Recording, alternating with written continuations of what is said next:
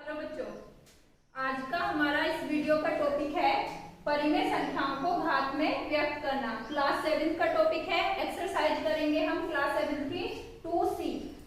इससे पहले घातांक क्या होता है, पावर्स क्या होती है, वो हमने जान लिया था। इस एक्सरसाइज में किस तरह के क्वेश्चन है।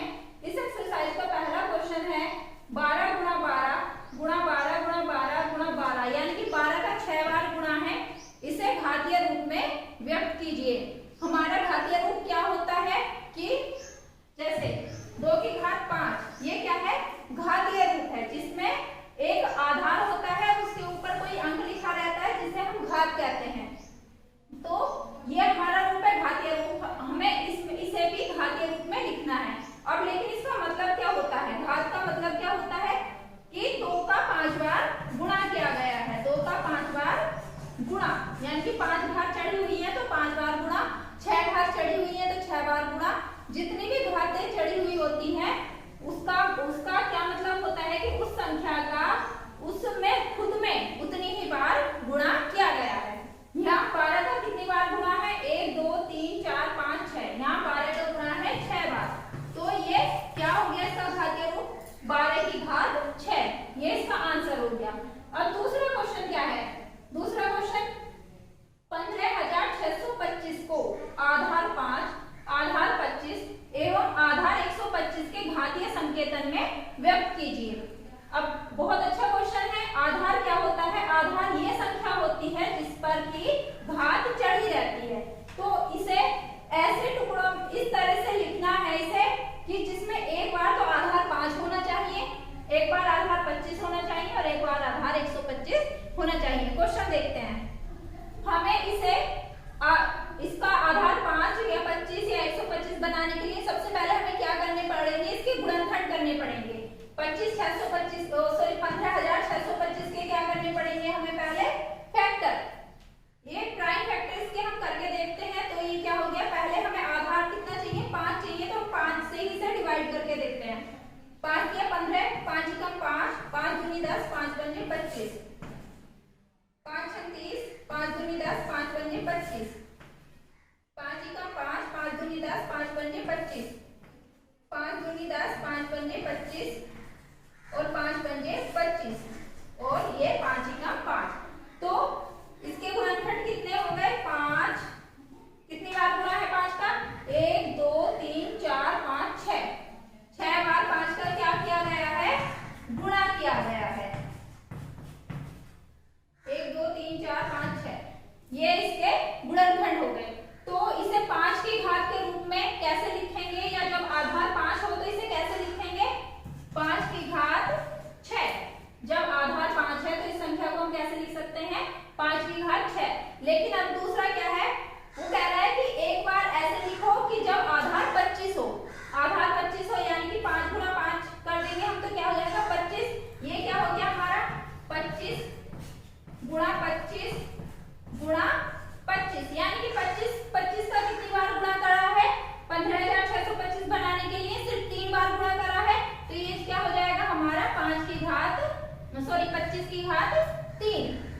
ये हो गया 25 की घात 3। और 125 बनाने के लिए कैसे करेंगे हम, 5 पंजे 25 पंजे 125, यानी कि जब 5 का 3 बार गुणा किया जाता है तो क्या मिलता है हमें 125। 3 3 के कितने ट्रिपलेट हो गए, ये 2 ट्रिपलेट मिल गए हमें 3 3 के। ये क्या हो गया हमारा 125 गुणा 125, यानी कि जब 125 का 2 बार गुणा करा तो क्या हो गया वो हमारा 15,625। ये घातीय रूप हो गया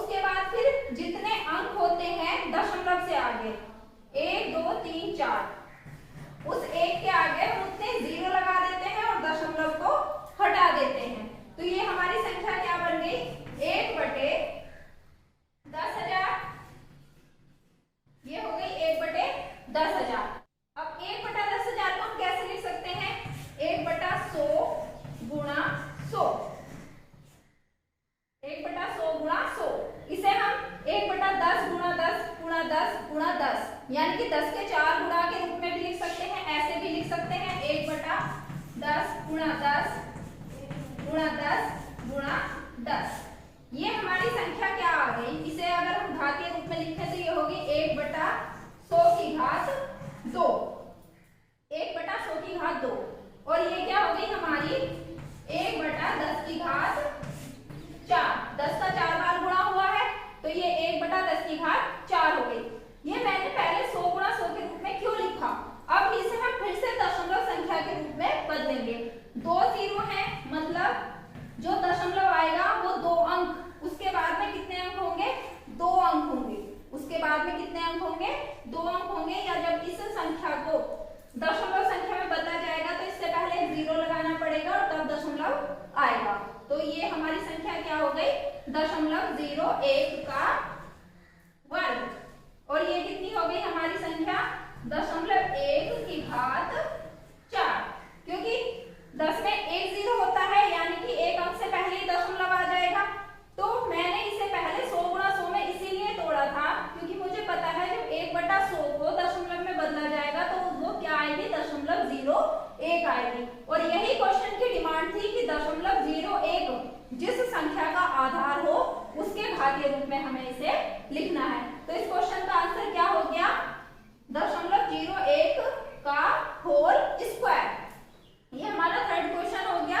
और फोर्थ क्वेश्चन क्या है हमारा, माइनस के 343/512 को आधार -7/8 पर घात के रूप में व्यक्त कीजिए। चौथा सवाल कुछ इस तरह से है, माइनस का 343/512 को घातीय रूप में लिखना है, लेकिन घात किसकी होगी, 7/8 की, यानी कि आधार क्या होगा, माइनस का 7/8।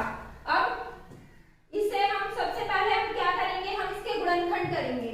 गुणनखंड करेंगे, हमें आधार भी दे रखा है कि 7/8 आधार होना चाहिए, तो 343 के हम गुणनखंड करेंगे। हमें कुछ नहीं सोचना, कोई चेक नहीं करना कि किससे कटेगा किससे नहीं कटेगा, हमें सीधे इसे 7 से डिवाइड करना है। 7 से डिवाइड करेंगे हम, 7 चौक 28 और 7 9 63, 7 सत्ते 49, 7 एकम 7। इसके गुणनखंड क्या हो गए, 7 गुणा 7 गुणा 7। ये माइनस बाहर है, ये माइनस है अभी बाहर। और 512 के गुणनखंड क्या हो जाएंगे, 512 के गुणनखंड करेंगे हम, हमें पता है 2 से कट जाएगा, लेकिन हमें 2 से नहीं काटना, हमें आधार चाहिए 8, हम सीधे 8 से इसे काटते हैं। तो ये हो जाएगा हमारा 8 पंजे 40, 8 छक 48, बच गए 3, 8 चौक 32, 8 अट्ठे 64 और 8 ही का 8। ये भी कितना हो गया, 8 का 3 बार गुणा, 8 गुणा 8 गुणा 8। अब इसे हमें 7/, माइनस के 7/8 की घात के रूप में लिखना है। तो ये क्या हो जाएगा हमारा, हम क्या देख रहे हैं, यहाँ 7 का गुणा किया गया है 3 बार और यहाँ 8 का गुणा किया गया है 3 बार। ये हो गई हमारी घात 3, लेकिन यहाँ तो माइनस चिन्ह बाहर था और यहाँ अंदर हो गया। हम जानते हैं कि जब माइनस चिन्ह के ऊपर घात हमारी सम संख्या में होती है तो हमारी संख्या क्या हो जाती है, प्लस हो जाती है। लेकिन 3 कैसी है, विषम संख्या है, 3 ओड नंबर है। और जब घात के रूप में, जब पावर के रूप में ओड नंबर होता है और चिन्ह माइनस का चिन्ह भी संख्या के साथ में होता है या आधार में होता है, तो मिलने वाली संख्या में कैसी होती है, वो निगेटिव होती है, निगेटिव नंबर होता है या ऋणात्मक संख्या होती है। तो -7/8 की जब घात 3 करेंगे हम तो उसका हल कितना आएगा, माइनस के 343/512। इस तरह से हमारा ये फोर्थ क्वेश्चन था। और हमारा फिफ्थ क्वेश्चन है, फिफ्थ क्वेश्चन ओरल देख लेते हैं हम। ये है एक फिफ्थ क्वेश्चन है, 1000/1331 को आधार 10/11 पर घातीय संकेतन के रूप में व्यक्त कीजिए। आई होप स्टूडेंट इसे खुद से ट्राई करें। मैं सिक्स्थ क्वेश्चन बताती हूँ, 1024/1089 को वर्ग रूप में व्यक्त कीजिए।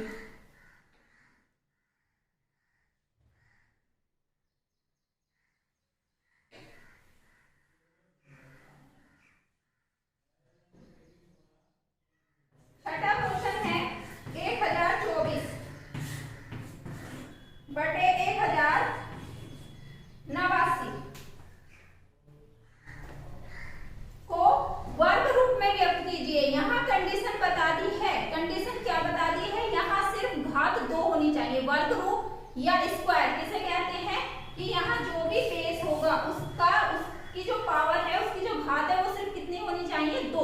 यानी कि जब पावर 2 चढ़ी रहती है तो इसे हम क्या कहते हैं, वर्ग रूप, और जब घात 3 चढ़ी रहती है उसे कहते हैं हम घन रूप, और इंग्लिश में उसे क्या बोलते हैं, क्यूब, और वर्ग को इंग्लिश में क्या बोलते हैं, स्क्वायर। अब हम देखते हैं कि ये है किसका वर्ग। वर्ग देखने के लिए इसे हमें क्या करना पड़ेगा, इसके गुणनखंड करने पड़ेंगे, इसके फैक्टर करने पड़ेंगे, और 1024 हमारा 2 से कट जाएगा, 2 पंजे 10, 2 एकम 2 और 2 दूनी 4, 512, 2 दूनी 4, 2 पंजे 10, 2 छक 12, 256, 2 एकम 2, 2 दूनी 4, 2 अट्ठे 16, 2 छक 12, 2 चौक 8, 64, और ये डायरेक्ट 8 अट्ठे 64 मैंने कर दिया। इसे 2 से हम कर सकते थे, क्योंकि बार बार 2 से करते करते कैलकुलेशन बहुत लंबी हो जाती है। मुझे पता है 64 8 का वर्ग होता है, मैंने यहाँ डायरेक्ट इसे कर दिया।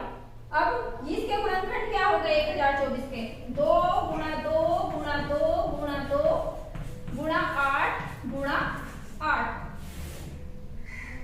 1089। इसके भी हम गुणनखंड कर लेते हैं।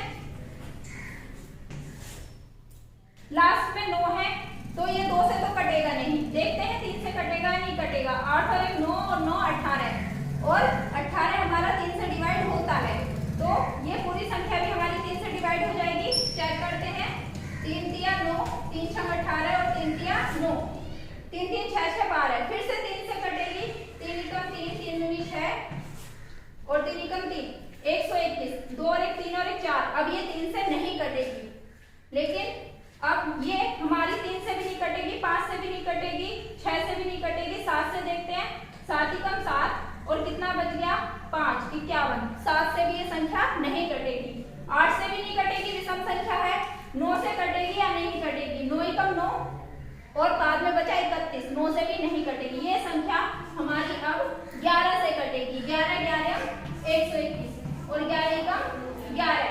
इस तरह से इस संख्या के गुणनखंड हो गए 3 गुणा 3 गुणा 11 गुणा 11। हमें वर्ग रूप चाहिए, वर्ग रूप बनाने के लिए हमें गुणनखंड के जोड़े बनाने पड़ेंगे। एक जोड़ा ये, एक ये, एक ये, एक ये 2 का जोड़ा, 2 गुणा 2 के कितने जोड़े हो गए, 1 और 1 2 और 1 ये, तो इसका वर्ग रूप कैसे बन गया हमारा, ये हो गया 2 की घात 2 गुणा 2 की घात 2 गुणा 8 की घात 2 बटे 3 की घात 2 गुणा 11 की घात 2। अब हम क्या करेंगे, इन्हें सबको एक ब्रैकेट में रख देंगे, 2 गुणा 2 गुणा 8 बटे 3 गुणा 11 और सबकी घात 2। इस पूरे की घात 2 यानी कि होल स्क्वायर का क्या मतलब है, ये घात सबके साथ में है। जब ये ब्रैकेट खुलेगा तो ये घात सब पे चढ़ेगी। अब ये क्या हो गया, 2 दूनी 4 और 4 अट्ठे 32, ये हो गया हमारा 32 और 11 तिया 33, ये हो गया इसका आंसर। ये 1024 बटे 1089 किसका वर्ग रूप हो गया, किसकी स्क्वायर फॉर्म हो गई, 32/33 का होल स्क्वायर। इस तरह से ये हमारा 6th क्वेश्चन था। और हमारा 7th क्वेश्चन क्या है, 7th क्वेश्चन है 512 बटे 729 को घन रूप में व्यक्त कीजिए। घन रूप माने क्यूब फॉर्म में, क्यूब में उसे हमें दर्शाना है। जैसे हमने यहाँ घात 2 की थी, वहां हमें घात 3 के रूप में इसे दिखाना है।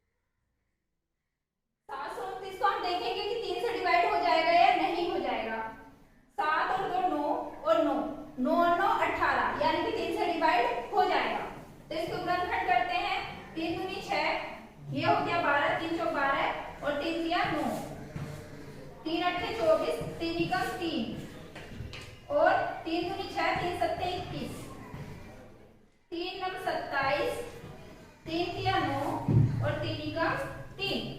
729 के गुणनखंड कितने हो गए? 1 2 3 4 5 6। 3 का 6 बार गुणा, 3 गुणा 3 गुणा 3 गुणा 3, ये इसके फैक्टर आ गए, गुणनखंड आ गए। हमें घात क्या बनानी है? 3 घात बनानी है।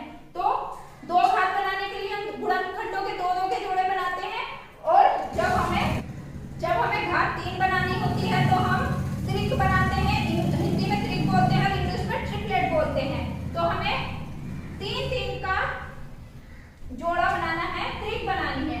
ये हो गए 3 और ये 3। इस तरह से ये क्या हो गया? हम इसे कैसे लिख सकते हैं?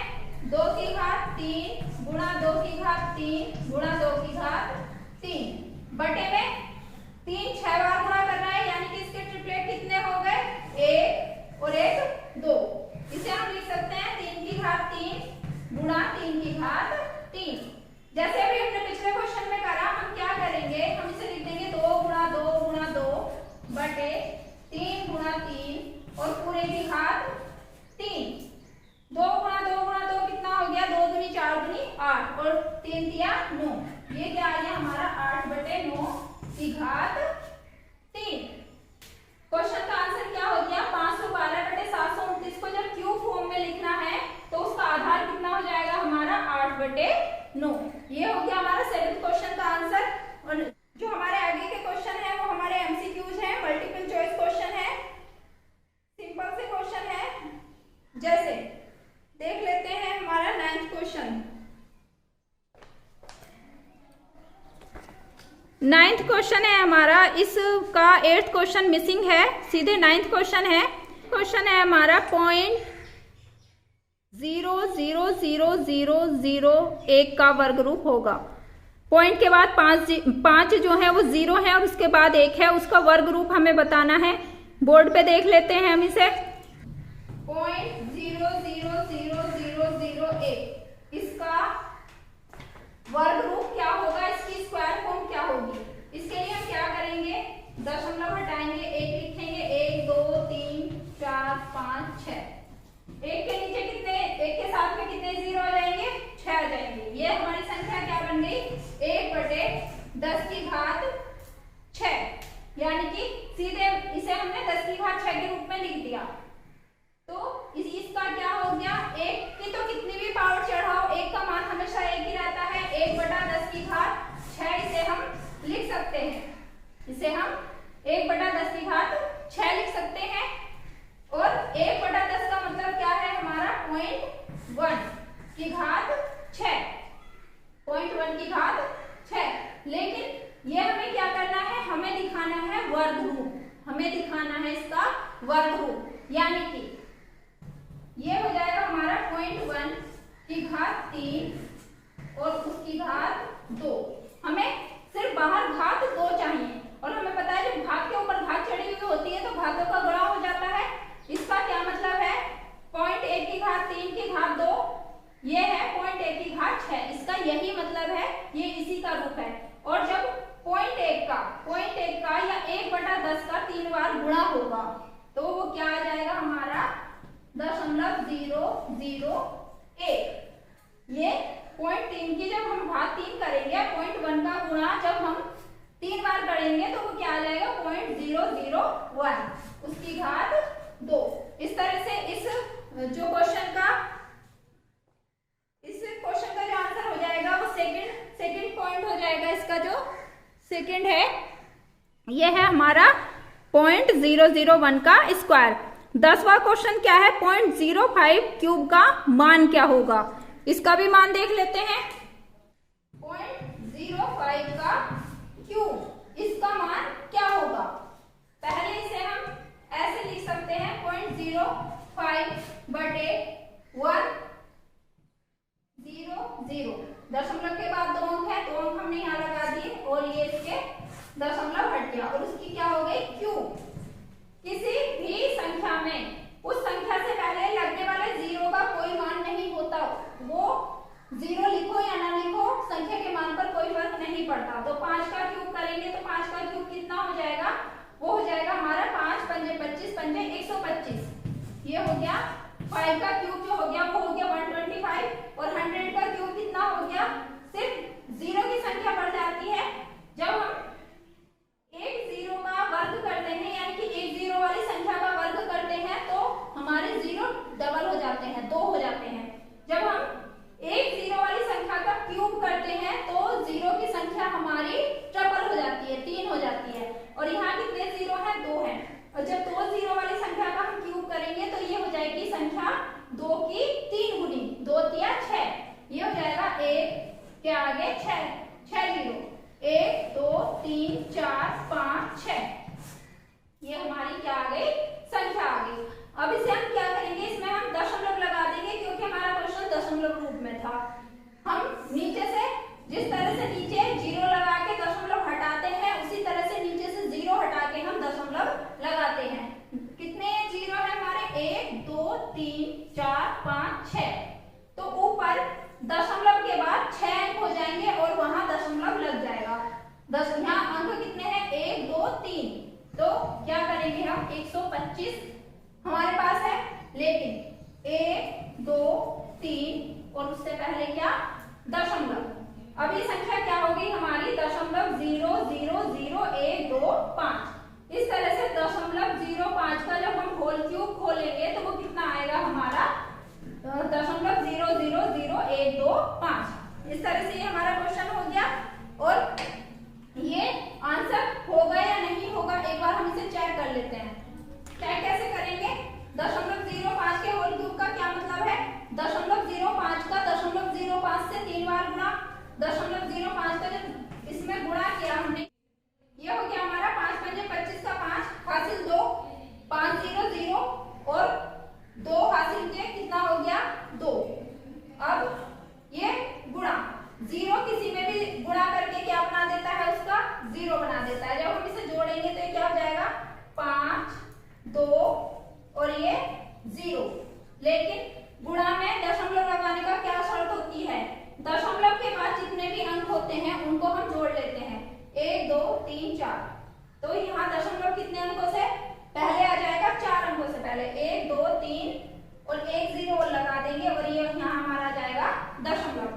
ये जब 2 बार गुणा करा तो यहाँ कितने जीरो आ गए पहले, दशमलव 0 0 2 5। अभी इसमें दशमलव 0 0 2 5 में हमें एक बार और गुणा करना है दशमलव 05 का। तो ये क्या हो जाएगा, 5 पंजे 25 हासिल 2, 5 दूनी 10 और 2 12 हासिल 1, 5 का 5 और एक हासिल का, सॉरी 5 0 0 0 प्लस 1 हासिल का, वो क्या हो गया 1, 5 0 0 और 0 जब इसमें गुणा करेगा तो ये सबको क्या बना देगा, 0।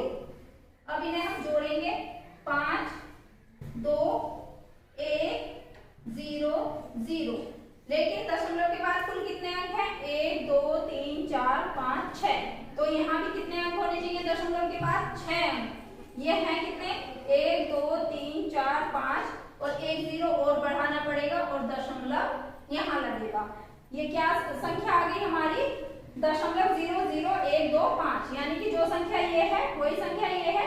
इस तरह से हमारे क्वेश्चन का आंसर क्या हो गया, वेरीफाई हो गया। और ये एक्सरसाइज भी हमारी पूरी हो गई क्योंकि इस एक्सरसाइज का लास्ट सवाल है 64/125 का घन रूप क्या होगा।